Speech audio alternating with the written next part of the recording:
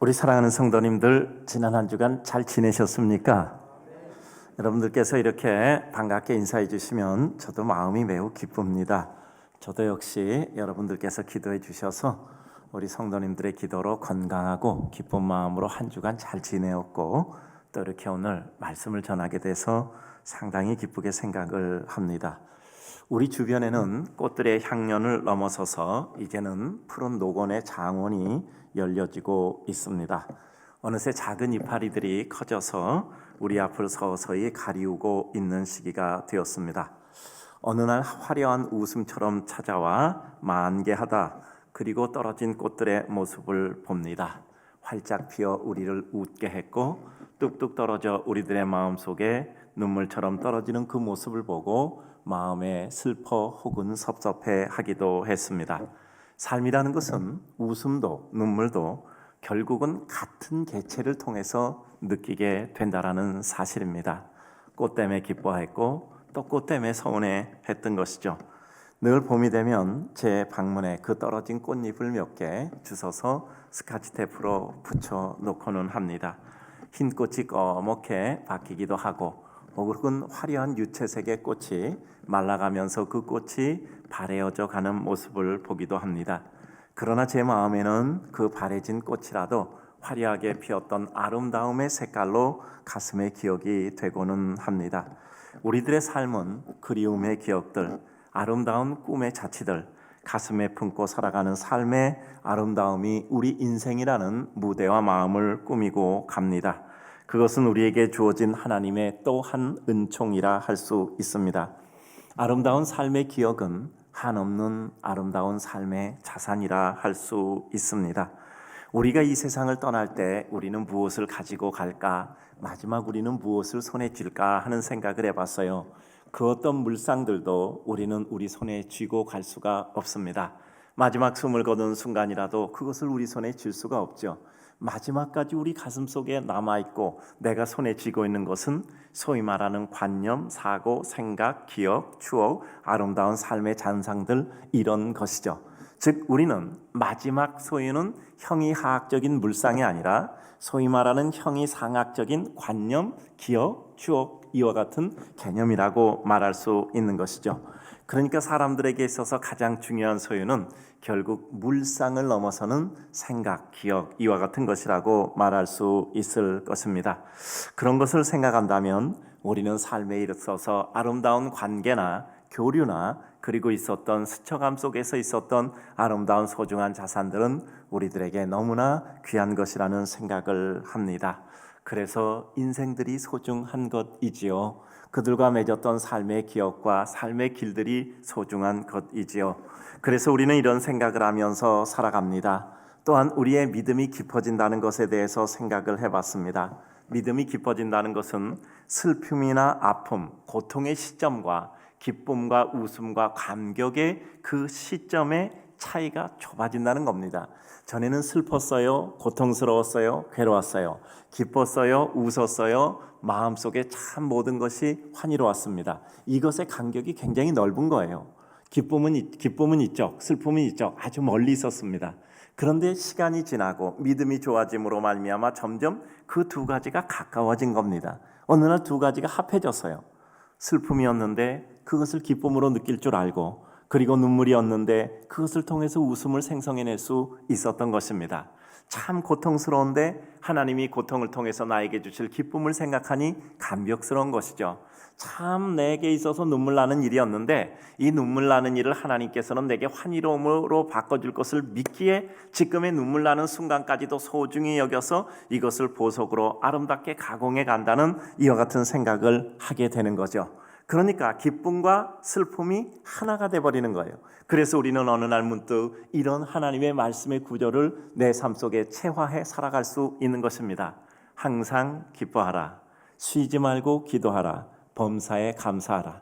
어느 날 문득 생각해 보니까 우리의 슬픔과 아픔까지도 우리는 기뻐할 것이 없고, 우리는 그 어떤 순간에도 기도할 수 있으며 우리는 그 어떤 것들도 감사할 수 있게 되어버렸던 거죠.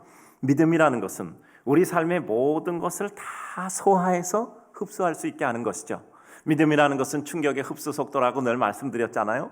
가만히 있는데 뒤에서 누가 훅 밀면 그거 안 넘어가겠습니까? 그러나 넘어지는 게 뭐 그렇게 대수입니까? 또다시 일어나면 되죠. 부적부적 일어나서 먼지 털고 또 가던 길 가면 되는 거죠. 믿음은 우리 삶의 모든 충격을 흡수하고 소화시켜주는 겁니다. 그래서 그것을 우리 삶의 자양분으로 삼아서 우리는 슬픔을 기쁨으로 누리며 살아갈 수 있게 되는 것이죠. 그래서 우리는 이러저러한 삶의 모든 일들을 통해 하나님의 은혜를 누릴 수 있습니다. 여러 경우 시대 속에서 기독교는 핍박을 받았고 비난을 받았고 때로는 고난을 받았습니다. 이유는 두 가지입니다. 한 가지는 우리가 추구하는 기독교적 가치가 바르었고 또 뿐만 아니라 우리도 바르게 살고 있는데 진리를 핍박하는 사단의 세력 때문에 어려움을 겪은 거죠. 또 한 가지는 진실로 기독교가 그 상황 속에서 그릇된 길을 갔기 때문에 하나님이 우리들에게 수정을 요구하시되 그 방법으로 세상 사람들을 통해서 우리에게 어려움을 주어 우리를 보고 우리를 바로 세울 수 있게 하는 길이었던 것입니다. 그런데 분명한 것은 이 두 가지가 어떤 경우에도 하나님의 역사하심으로 결국 바른 길로 인도되어졌던 것입니다. 우리가 억울하고 애매하게 고난을 당하면 우리에게는 믿음의 힘이 충만하기 때문에 그 어려움과 고난을 이겨낼 힘이 있어서 해결했습니다. 우리가 정말 영적 상태가 좋지 않아서 우리가 하나님께서 이방을 통해서 하나님 백성을 쳐서 고통당하는 사사기 같은 시대를 겪는다 할지라도 하나님께서는 그 백성이 믿음 안에 돌아와 하나님의 은혜를 입어 그 어려움을 회복할 수 있도록 기회를 주셨던 것입니다. 결국 하나님은 이 어떤 경우에도 그 백성을 세워 은혜를 베풀어 주셨고 백성들은 그와 같은 어려움의 기회를 통해서 오히려 연단되었고 또 정화되고 강화되는 역사를 이루었던 것입니다. 그러므로 억울한 고난의 경우는 성도들이 하나님의 은혜 가운데 오히려 하나님의 능력과 은총을 소지함을 감사할 수 있는 기회가 되었고 그릇된 길을 갔을 때는 스스로 정화의 과정을 거치게 하신 하나님의 은혜에 감사해 결국 믿음 안에서 더욱더 강건케 되는 역사를 이뤘던 것입니다. 언제나 중요한 것은 이 새로워짐의 역사는 성령의 영적 깨우침과 인도하심으로 인하여 진행되어져 왔던 것입니다. 신중한 숙고와 기도 끝에 하나님 나라에 도움되는 방법과 그리고 은혜의 길을 선택하게 되었던 것이죠. 우리가 살고 있는 사회 요즘 매우 혼란합니다. 혼란하지 않은 사회는 없었습니다. 이 세상 모든 역사가 진행되는 동안에 혼란했고 그 혼란 속에서 하나님의 은혜로 정숙함을 찾아가는 것이 믿음의 길이요 구도자의 행렬이었던 것입니다. 요즘 전염병이라는 또 하나의 개체를 통해서 품고 있는 사람의 마음이 순식간에 드러나기도 합니다. 즉 표현을 자제했던 것이 이와 같은 어려움을 통해서 순간에 그 표면으로 그 생각이 떠올라 표현되게 되는 것이죠. 또 뿐만이 아니라 도덕적 혼란과 어려움의 상황 속에서 스스로를 자책해야 될 순간 오히려 자신의 책임을 벗어나려고 나 아닌 타자, 다른 사람을 비난하게 되는 이와 같은 삶의 유형도 드러남을 보게 됩니다. 그 가운데 지상교회도 세상에 있는 교회로서 당연히 어려움을 겪고 있습니다. 언제나 교회는 역사와 사회 속에 존재하고 있으므로 역사와 사회에 대한 책임을 가지고 있는 것입니다. 칭찬을 받던 비난을 받던 스스로 바른과 개선의 역사를 내부적으로 항상 진행해야 합니다. 이러한 상황에서 분명한 것은 하나님은 그 하나님의 교회에 대하여서 위축되고 복음을 전하는 것조차 잠잠해서는 안 된다라는 사실을 우리들에게 분명히 하고 계십니다. 사도 바울은 당시 가장 어려웠던 상태인 고린도 교회에 대해서 이렇게 말씀하고 있습니다. 고린도 교회를 향하여 보내는 서신서에서 고린도 교회를 지칭하기를 하나님의 교회라고 말씀하고 있습니다. 비록 세상의 모든 세속과 세상에 부패된 모든 것이 들어와 있는 교회였지만 그러나 하나님의 교회라고 지칭하고 하나님께서 그 교회를 정화하고 강화하여 하나님의 거룩한 교회 삼아 가실 것을 말씀하셨습니다. 주인은 집이 더러우면 깨끗이 치우고 청소해서 아름답게 사용합니다. 나그네는 청소 안에서 더럽다고 욕하고 그 집에서 나갈 것입니다. 주인과 그리고 나그네의 차이가 있을 뿐이죠. 이러한 전제를 가지고 오늘 편견 가지고 예수 그리스도를 폄하하던 한 인생이 주님의 실체와 진실을 발견하고 주님의 제자가 되는 장면을 통해 인생을 향하신 하나님의 은혜와 사랑과 그것을 실현하는 방법들과 과정들을 생각해 보려고 합니다. 오늘 본문을 잠시 설명하면 예수님의 제자로 부름을 받은 빌립, 그는 즉각적으로 그 가슴 속에 있는 절대 진리의 전파 사명성을 외면할 수 없었습니다. 절대 진리는 가슴 속에 자리 잡는 순간 전파의 사명성을 부여합니다. 즉각적으로 나다나엘에게 찾아가서 예수 그리스도를 전합니다. 나다나엘은 그가 가지고 있는 이와 같은 삶의 지식으로 말미암아 이 그까지 나사렛 같은 촌동네 험한 곳에서 무슨 선한 것이 날 수 있느냐고 일거에 반박합니다. 그가 가지고 있는 편견과 오만과 그리고 한계된 지식 속에서 이루어지는 이와 같은 오해이지요. 그런데 빌립은 그와 같은 나다나엘에게 절대 위축되지 않았습니다. 오히려 자신감을 가지고 와서 보라, 네가 와서 예수 그리스도를 보면 너의 모든 것이 달라질 것이라고 말씀하게 됩니다. 근데 그 말 한마디에 마치 이 나다나엘은 포박을 당한 것처럼 거부하지 못하고 이 빌립의 손에 이끌려서 예수 그리스도 앞에 인도되었고, 예수 그리스도께서는 그 나다나엘에게 말씀합니다. 네가 무화과 나무 아래 있는 것을 내가 보았노라 라고 말씀합니다. 나다나엘이 무화과 나무 아래서 기도한 적이 있는데 생전 처음 보는 예수님께서 나다나엘의 이전의 행적을 알고 계시다는 사실에 대해서 나다나엘은 여기서 현상 속에서 의미를 봤다고 말씀드렸죠. 사람은 누구나 현상 속에서 의미를 발견하는 겁니다. 도대체 나의 이전의 과거의 행적을 꿰뚫어 보고 있는 저희는 누구신가 라는 생각을 하게 됐죠. 거기서 그는 범상한 분이 아니라 바로 하나님의 아들이요 하늘의 임금이라는 것을 깨닫게 됐습니다. 그래서 그의 신앙을 고백하게 되는 것이죠. 그때 예수님께서 말씀하십니다. 내가 너를 무화과 나무 아래 있는 것 보았다고 나를 믿느냐? 너는 이보다 더 큰 일을 보리라. 이것이 주님께서 우리 인생에게 주신 하나님의 놀라운 축복인 것이죠. 이제 인자 위에 하나님의 사자가 오르락내리락 하는 것을 네가 보게 되리라 라고 말씀하고 있는 거죠. 하나님의 축복과 은총은 언제나 확장형입니다. 언제나 확산되어 나가게 되는 것이죠. 그러므로 우리는 오늘 주신 하나님의 은혜를 통하여 내일 어떻게 더 큰 은혜를 주실까를 기대하는 거죠. 오늘 내게는 극한의 슬픔이 있을지라도 극한의 슬픔을 넘어서는 하나님의 위로가 어떤 형태로 이루어질까를 우리는 바라볼 수 있는 거죠. 인간으로는 위로라는 것이 있을 수 없는, 존재할 수 없는 상황이지만, 그러나 인간을 넘어서는 하나님의 더 큰 뜻과 은혜가 어떻게 우리들에게 임하실 것인가를 기대할 수 있게 되는 것이죠.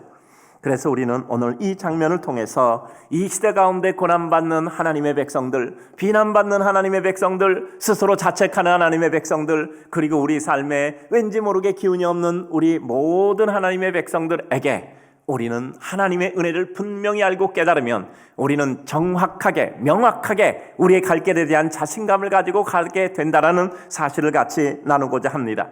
첫 번째, 우리가 살고 있는 이 시대에 대한 이해입니다. 당면한 삶의 시대는 예수 그리스도에 대해 혹은 그를 믿는 성도들에 대해 오해하거나 아니면 악의적으로 폄하하거나 비난하기도 합니다. 사도행전 23장 12절에서 13절을 보면 사도 바울이 하나님의 뜻을 받들어서 예루살렘으로 갑니다. 수많은 주변의 사람들, 제자들, 그리고 은사받은 사람들이 다 말립니다. 바울 선생님, 예루살렘에 가면 바울 선생님을 죽이려고 하는 자들이 있습니다. 갔다 오게 가두고 결국은 죽일 겁니다. 가시면 안 됩니다. 그러나 사도 바울은 사명자였어요. 내가 예루살렘에 가면 우리 주님께서 나를 통해서 이루실 일이 있다. 그것을 내가 확신한다. 내가 주 예수께 받은 사명, 즉 은혜 복음을 전하려 하면은 나의 생명을 조금 더 귀한 것으로 여기지 않는다. 그는 이렇게 고백을 합니다.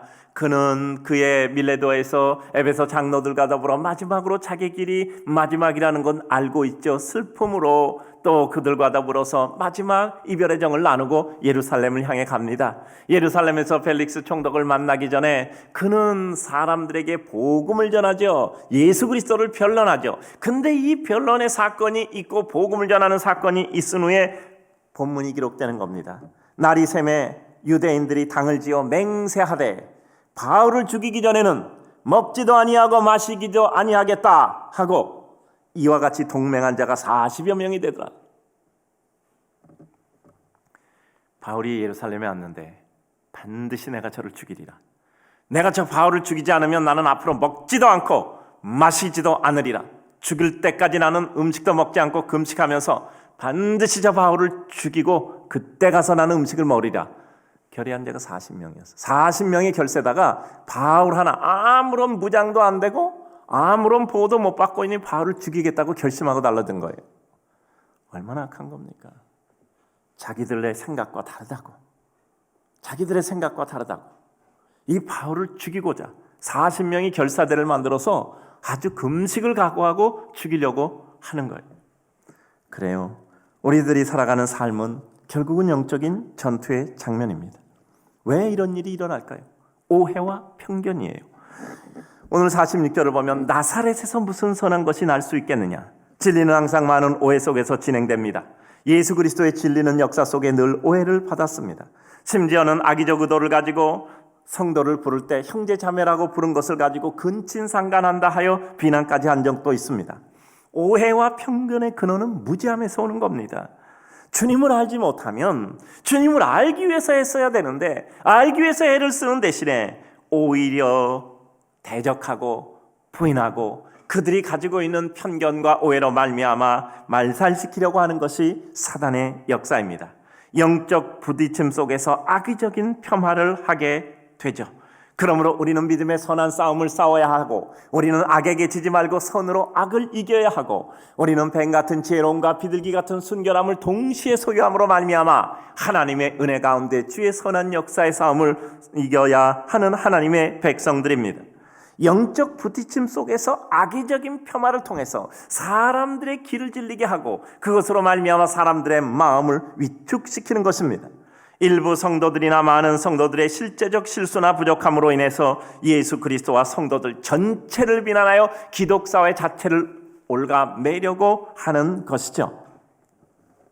여러분, 어느 집단이나 어느 공동체에도 당연히 일부의 어려움은 있을 수 있습니다.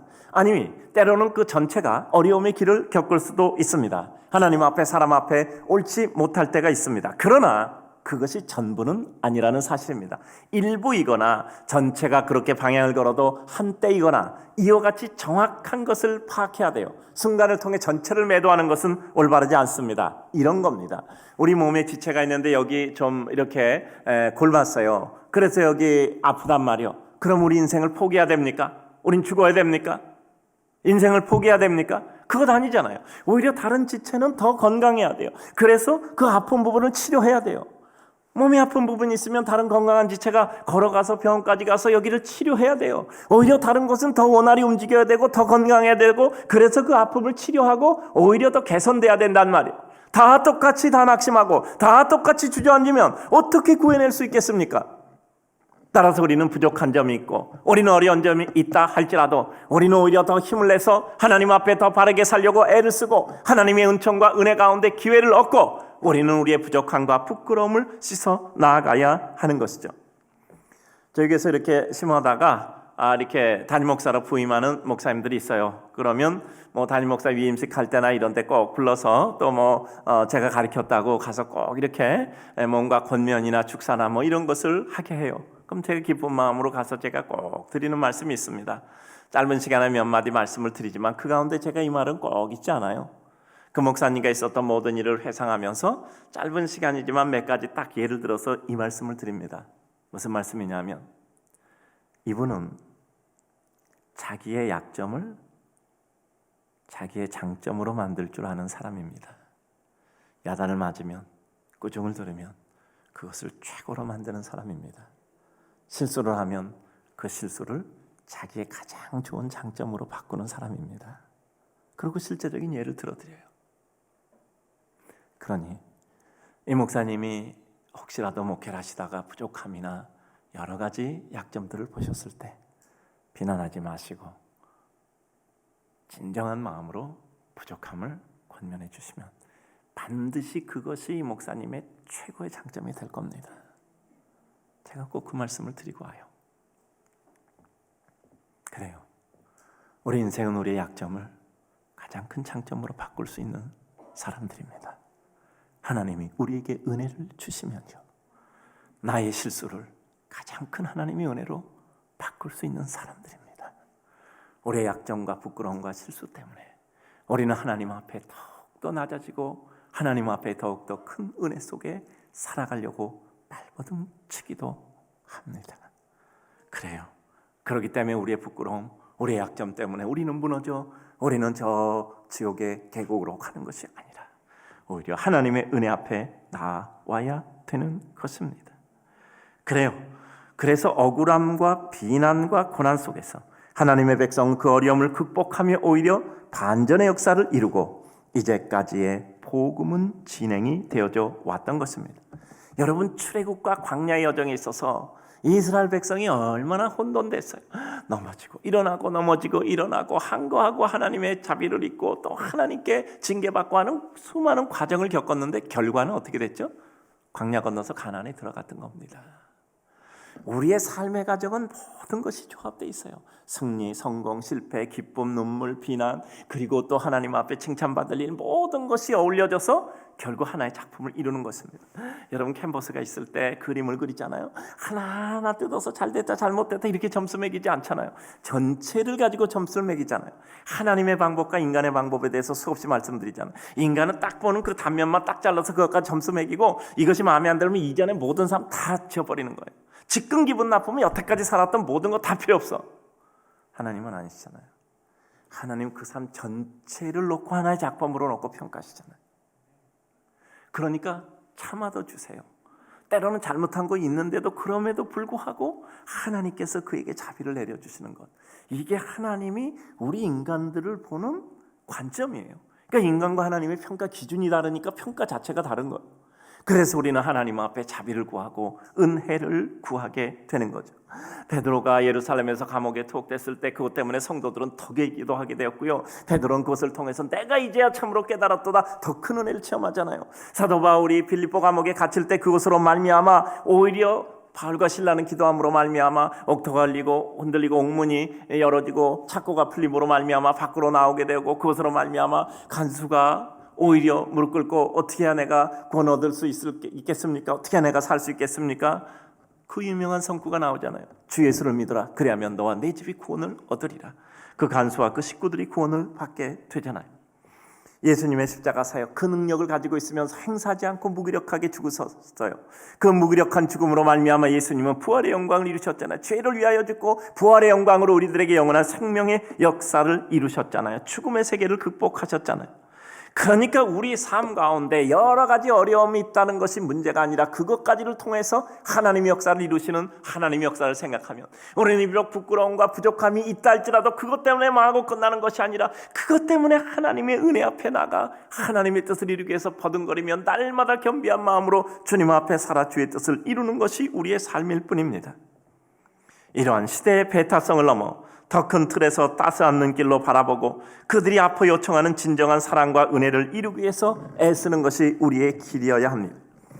누군가가 비난하고 요구한다는 것은 스스로의 아픔과 필요가 있기 때문입니다. 사람이 다른 사람을 막 비난한 건 너무 잘하잖아요. 그 사람이 그게 약점이에요. 그 약점이 보이니까 크게 싫고 견딜 수가 없어서 상대를 공격하고 비난할 수밖에 없는 겁니다. 부모가 자식 보고 유난히 눈에 띄고 얘는 유난히 이게 나쁜 것이 있잖아. 그게 자기 약점이거든요. 그러니까 그게 확대돼 보이니까 왜 내 아이가 저런 잘못을 저질렀까 가슴이 아픈 거예요. 다른 사람에게도 그런 약점들이 보이면 크게 가슴 아프고 그게 격렬한 비난으로 이렇게 나오는 거예요. 왜냐하면 그게 내 아픔이니까. 하나님의 교회 그리고 믿음의 세계에 대해서도 비난하는 이들이 있으면 그 가운데 그 비난의 요소가 자기의 고통의 요소예요. 그래서 이게 너무 아파서 그와 같이 절규하고 있는 겁니다. 우리는 그것을 알아주어야 하잖아요. 어떻게 도와줄까? 환자인데 어떻게 도와줄까? 우리도 어려움이 있지만 우리가 도움을 줄 수 있는 것은 무엇일까를 생각해서 하나님의 뜻을 이루는 것이잖아요. 우리의 승리는 우리 주변에 있는 모든 사람을 사랑으로 느껴서 이룰 수 있는 것입니다. 처벌과 타도로 대상으로 느껴서는 주님이 이루시려고 했던 사랑의 나라는 이 땅에 이루어질 수 없습니다.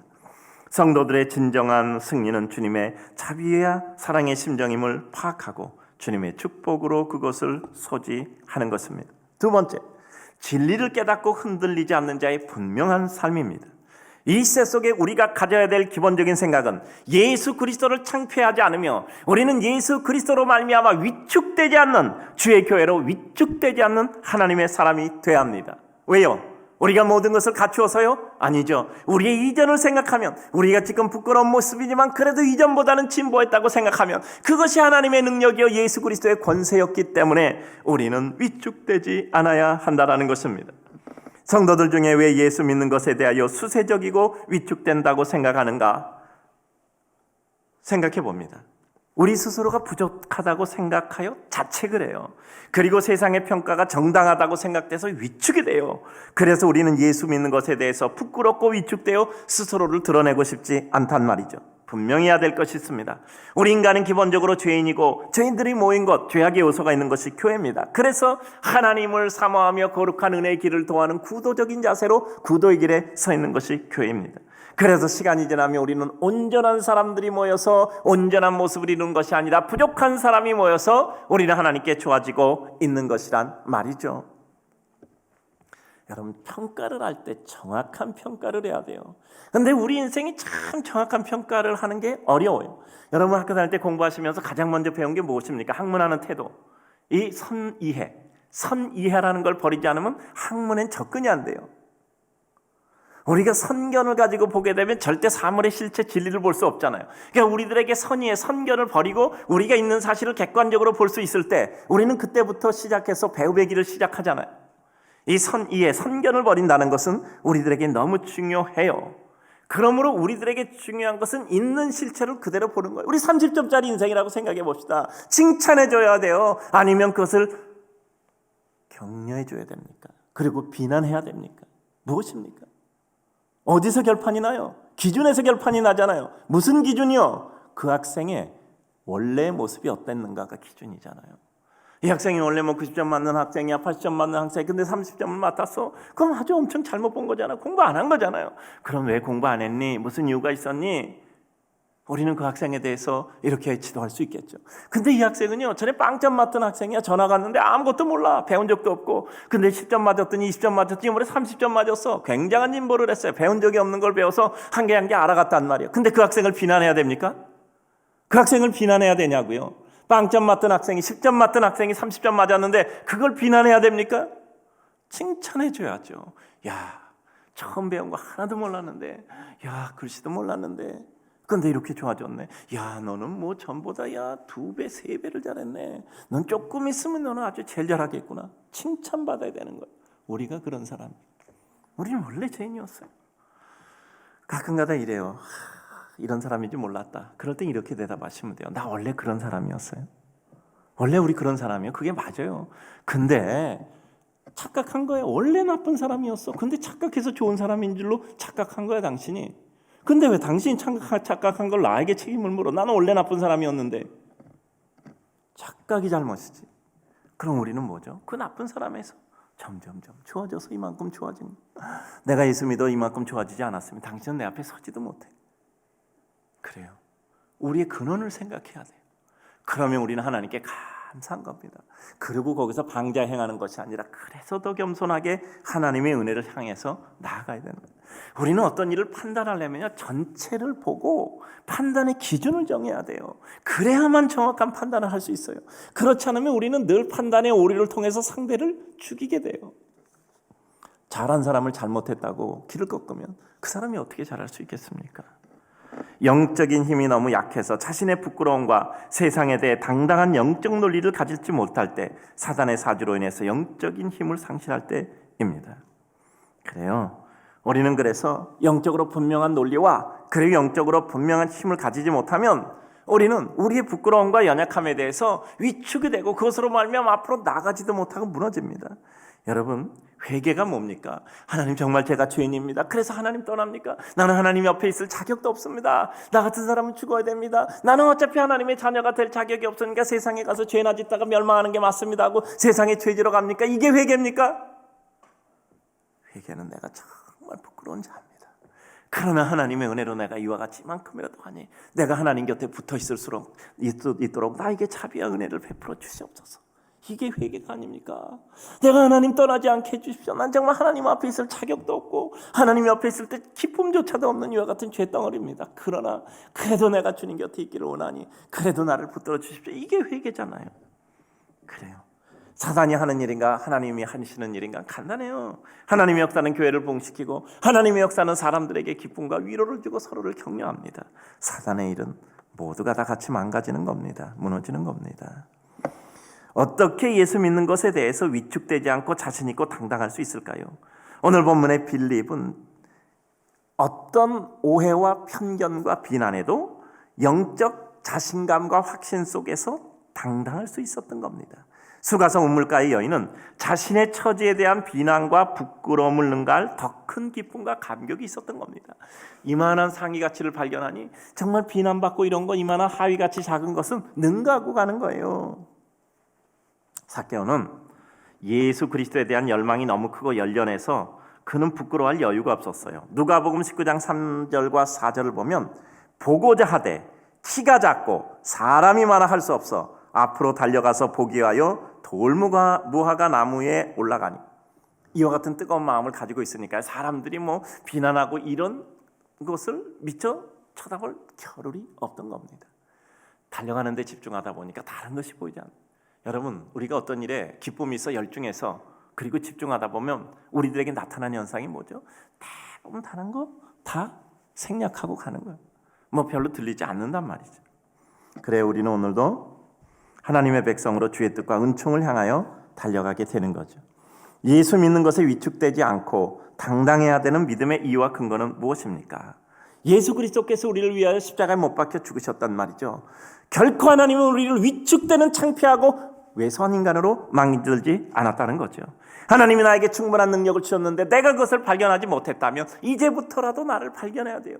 내게 어떤 은혜를 주셨는가, 내게 어떤 능력을 주셨는가, 내게 어떤 영광을 주셨는가를 발견하게 되는 것이죠. 하나님은 우리로 하여금 하나님의 영광을 선포하는 백성으로 만드셨는데 우리는 그 모든 하나님의 뜻을, 의도를 이루어드려야 돼요. 마지막 세 번째입니다. 우리는 어떻게 자신 있고 당당하게 살아가며 복음 전파를 위한 우리의 사명을 감당할 것인가를 생각해야 돼요. 예수 그리스도에 대한 확신과 단호한 결의에 찬 행동입니다. 디모데후서 1장 8절을 보게 되면 사도 바울이 복음을 전하다가 고난받고 감옥에 갇히고 모든 고초를 겪잖아요. 사람들은 두 가지로 비난하는 거. 첫째, 사도 바울은 가짜다. 아니, 사도 바울이 진짜 하나님을 위해서 일했으면 그 능력만 하나님이 사도 바울을 저렇게 놔두겠냐? 그는 가짜야. 겉으로는 그럴듯하지만 가짜니까 하나님이 저걸 그냥 그 고통받아도 놔두는 거야. 두 번째, 사도 바울이 진짜면 하나님이 가짜야. 아니, 저렇게 진정으로 자신을 위해서 일하는 이와 같은 종을 하나님이 저렇게 대우할 리가 있어? 고난받아도 그냥 놔둘 리가 있어? 그러니까 사도 바울이 가짜든지 하나님이 가짜, 이렇게 비난하는 거예요. 그러니까 사람들이 위축된 거예요. 그렇게 열정적으로 그렇게 수고를 다해서 그렇게 능력 있는 사도 바울조차 저런 대접을 받고 저런 위치에 처해 있다면 도대체 우리는 뭔가, 우리는 사도 바울이 깜도 안 되는 사람인데 그럼 우리가 겪을 일이라는 것은 뻔한 것 아닌가? 이렇게 위축된 거예요. 그때 사도 바울은 디모데, 사랑하는 믿음의 아들이요 제자인 디모데에게 이렇게 편지합니다.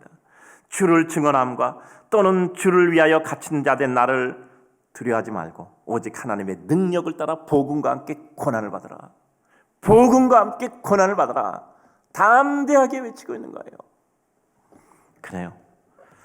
빌립의 편지에 대해서도 단번에 제압할 수 있는 자신감을 가진 겁니다. 요한복음 1장 46절을 보면 오늘 본문에 빌립이 이르되 와서 보라. 여러분, 천철살인이라 그러죠. 단 한마디로 모든 것을 딱 끝내버리는 거예요. 거기에는 무게가 실렸어요. 영적인 무게잖아요. 그래요. 세상의 논리, 기호, 성향에 의한 것이 아니라 성령의 감동에 의해서 이루어진 것입니다. 사마리아 수가성 우물가의 여인, 질시받고 천대받았지만 그러나 사람들에게 가서 담대히 예수 그리스도께 초청할 수 있는 능력이 생긴 것은 그의 마음에 성령의 능력이 그를 사로잡았기 때문이지요. 자신 스스로 체험한 일이기에 어떤 풍월이나 들려오는 소리 정도가 그를 위축시키지 못하고 단호할 수밖에 없지요. 나다나엘은 빌립의 기세에 밀려서 단 한마디도 못하고 결국 포박되듯이 주님 앞에 나왔고 주님의 역사를 이루게 되었던 것입니다. 나를 충분히 바꿀 수 있는 예수 그리스도의 능력과 사랑에 대한 확신을 가지고 주님 앞에 나오는 겁니다. 여러분, 확신이 정말 중요해요. 확신이 중요하다고. 여러분, 물건 파는 장사를 한다고 합시다. 이거 제가 좋아하는 말들 하죠. 이 물건이 너무 좋아, 너무 비싸. 그리고 근데 이 물건이 너무 내가 갖고 싶은데 돈이 없어. 근데 내가 장사하는데 내가 이거 물건 팔아서 돈 벌면 내가 이걸 하나 사서 우리 집에다 갖다 둬야지. 그런 마음 가지고 물건 파는 사람하고 이거 별로 좋지도 않아, 나 이건 내 돈 갖고 안 사. 그런 사람이 난 그제 장사해도 돈 벌어야 되니까 물건 장사하는 거야. 파는 사람이 같이 팔 수 있겠습니까? 그건 안 돼요. 안 됩니다. 확신이 있는 것과 없는 것은 전혀 달라요. 왜 그런지 아세요? 여기서 저 끝까지 가면 반드시 뒤집어지는 기간이 여러 번 있어요. 확신이 있으면 그것을 넘어가는데, 확신이 없으면 가다가 내 길이 아닌가 봐, 이 길이 아닌가 봐, 이 산이 아닌가 봐, 가다가 10번은 뒤집어져요. 확신도 없는데 어떻게 해? 끝까지 갈 수 있겠습니까? 가다가 10번은 뒤집어진다니까요. 확신이 있으면 그냥 굴러서라도 가는 거예요. 근데 확신이 없으면 거기서 이 길이 아닌가 봐, 또 뒤돌아보고 또 다시 돌아오고 왔다 갔다 하고 제자리 걸음하고 결국 끝나는 거예요. 저는 분당여왕교회는 제가 출석해서뿐 아니라 참 좋은 교회라고 저는 믿고 확신해요. 아멘 하는 사람은 딴 교회 가세요. 저는 우리 성도들이 세상에서 제일 좋은 성도라고 저는 아주 확신하고 있습니다. 제가 어디 가서 이런 얘기 자주 하고, 나는 우리 교회 성도들이 제일 좋아, 정말 우리 교회 성도 정말 좋아. 그러면 목사가 좋아서 그랬죠. 나 그 소리 들으려고 그렇게 얘기한 거야. 근데 나는요, 정말 분당교회 교인들이 정말 좋은 성도들이라고 생각해요. 우리 지난 스승의 날 주일날 끝나고 우리 장로님들이 모여서 식사하자 그러더니 플랜카드를 하나 딱 써놨더라고. 거기다 스승의 날 목사님 감사합니다 그 끝에다가 15명의 제자들, 장로라고 안 쓰고 제자들이라고 써놨더라고. 그게 참 고맙더라고. 장로라고 안 쓰고 제자라고 써서. 그게 제가 다른 데가 좀 자랑을 했죠. 우리 장로님들이 나한테 그렇게 표현을 하고, 또 그거 나보고 일부러 보라고 그것도 자꾸 얘기하더라고. 우리 장로님들이. 감사하죠. 우리의 삶이라는 것은 정말 내가 좋다, 내가 정말 이건 분명하다, 이건 어떤 어려움이 있어도 난 뒤집히지 않는다 라는 확신이 있으면요, 어려움을 돌파해 갈 수 있어요. 근데 문제는 그 확신이 없으면 가다가 당하는 어려움에서 그것을 돌파를 못하는 거예요. 우리 인생이라는 게 그냥 가겠습니까? 수많은 지진도 만나고 태풍도 만나고 강도 건너야 되고 산도 넘어가야 되고 옆에 사람이 와서 또 이러저러한 모든 귀에 간지럽히는 소리들도 하고 하는데, 그거를 어떻게 건너갈 수 있겠습니까? 예수 그리스도의 능력과 사랑과 은혜에 대한 확신 없으면요, 우린 가다가 흔들리는 겁니다. 어려움 당하면, 기도 응답이 안 되면, 그렇게 기다려야 된다면, 내가 기도했던 것과 정반대의 역사가 나타난다면 우리는 거기서 무너지는 거예요. 그래서 우리는 하나님 앞에 정말 뜨거운 확신을 가지고 주 앞에 가야 돼요. 우리를 기대하게 하시고 날마다 새로운 일을 이루시고 기대를 주시는 주님, 더 큰 일을 보리라. 저는 이 장면이 그렇게 기대가 돼요. 더 큰 일을 보리라. 내가 너를 무화과 나무 아래서 보았다고 함으로 나를 믿느냐? 이보다 더 큰 일을 보리라. 하늘이 열리고 하나님의 사자들이 인자 위에서 오르락내리락 하는 것을 보리라. 저는 믿음은 확장형이라고 생각해요. 확산형이라고 생각을 합니다. 오늘 우리가 이렇게 기뻐서 나 이 기쁨 잃어버리면 어떻게 돼? 나 요즘 너무 좋아. 이거 잊어버리면 어떻게 돼? 잃어버리면 어떻게 돼? 이렇게 생각하십니까? 아니에요. 더 큰 기쁨 주실 줄로 믿습니다. 저는 한 사람이 1000명을 돕고, 그리고 인류애를 실천하고 빵과 함께 복음을 전하고, 이것이 우리 교인들을 위해서 기도하기 시작한 지 25년이 됐어요. 요새는 하나님께 그런 기도, 하나님 이제 때가 차지 않았습니까? 우리 성도들을 축복하셔서 그 하나님의 은혜 때를 이루어 주시옵소서. 그래요? 절대 기도를 포기할 뜻은 없습니다. 제가 이 세상 떠날 때까지는 이 기도를 할 겁니다. 여러분, 이 세상에는요, 한 번에 이루어지지 않는 일도 많아요. 역사는 항상 이렇게 해요. 황무지에서 꽃을 피우자. 어떤 사람 열심히 황무지에 떨어져서 꽃을 피우자고 땅 팠어요. 가다가 죽었어. 그럼 그 사람 끝났는가? 아니요. 그 사람은 개척자라고 얘기해요. 다음 사람이 또 내려와서 똑같은 생각에서 거기서 파들어가요. 또 죽었어. 이 사람 그냥 죽었는가? 아니요. 계승자라고 얘기해요. 가다가 또 사람이 떨어져서 끝까지서 샘물에 물기로 닿아서 물이 이어져서 꽃이 피었어요. 이 사람이 전부를 이룬 사람인가 하는가? 아니요. 그 사람 완성자예요. 그 사람 완성의 역할을 감당하고 계승의 역할을 감당하고 개척의 역할을 감당하는, 역사는 이 모두가 그 일을 이룬 사람이라고 평가해요. 눈앞에서 보는 사람이 저 사람이 이루어서 하지만 역사는 그렇게 평가하지 않아요. 하나님은 너무나 정확한 관전자예요. 우리는 역사를 바라보고 가는 사람들입니다. 따라서 어떤 경우에도 우리는 하나님의 뜻의 부분을 이룬 겁니다. 우리는 하나님의 일의 전부를 이룰 수는 없어요. 우리는 작은 인간들로서 하나님의 부분을 이루지만 그 작은 부분이라도 감당함이 우리 삶의 축복이고 은총이고 능력이지요. 그래서 우리는 하나님께 감사하며 오늘의 씨를 뿌리고 있는 겁니다. 오늘 말씀을 맺습니다. 진리를 깨닫고 흔들리지 않는 성도는 하나님의 말씀이 우리 삶에 실현되어 나타나는 자신 있고 분명한 삶을 삽니다. 눈에 어른거리는 현상을 넘어서 하나님의 뜻과 의미와 손가락을 바라보고 그 방향을 향해서 가는 겁니다. 두 번째, 우리는 천국 갈 때까지 해결 못하는 각종 편견, 성향의 문제까지도 예수 그리스도의 복음으로 옷 입어 가리움으로 함께 사랑하고 행복하고 축복하는 은총의 백성이 되어야 합니다. 복음은 인간보다, 인생보다 크기 때문입니다. 사랑하는 성도님들, 사람에게 있어서 가장 넘기 어려운 게 성향이에요. 어떤 어려운 사건이 일어나고 어떤 판단의 순간이 온다고 합시다. 사람 믿음대로 결정할까요? 천만에요. 성향대로 결정합니다. 성향대로 쫙 갈려요. 믿음은 어디 갔나? 인간들에게 믿음이 있나? 내가 믿음을 보겠느냐 하신 주님의 말씀이 생각나는 거죠. 그런데 믿음은 성향을 넘어섭니다. 어느 순간 하나님께서 우리 마음속에 우리 인생의 성향을 넘어서는 더 큰 믿음을 주세요. 이 세상에 아무리 혼란해도 정말 하나님 정말 이런 세상이 어떻게 된 겁니까? 라고 하박국이 정말 하나님 앞에 절규해도 하나님은 이 세상보다 더 큰 분으로서 그보다 더 큰 하나님의 역사를 우리에게 보여주십니다. 그래서 하박국은 하나님 앞에 찬송하는 거잖아요. 여러분, 하나님은 세상의 악보다 크시고 혼란보다 크시고 세상의 정말 혼돈보다 크신 분이에요. 그래서 하나님께서는 그 가운데 결국은 하나님의 역사를 이루시는 분입니다. 오늘도 주를 사랑하는 거룩한 성도들에게 자신 있는 성도의 분명한 삶을 살아가시기를 주의 이름으로 축복합니다.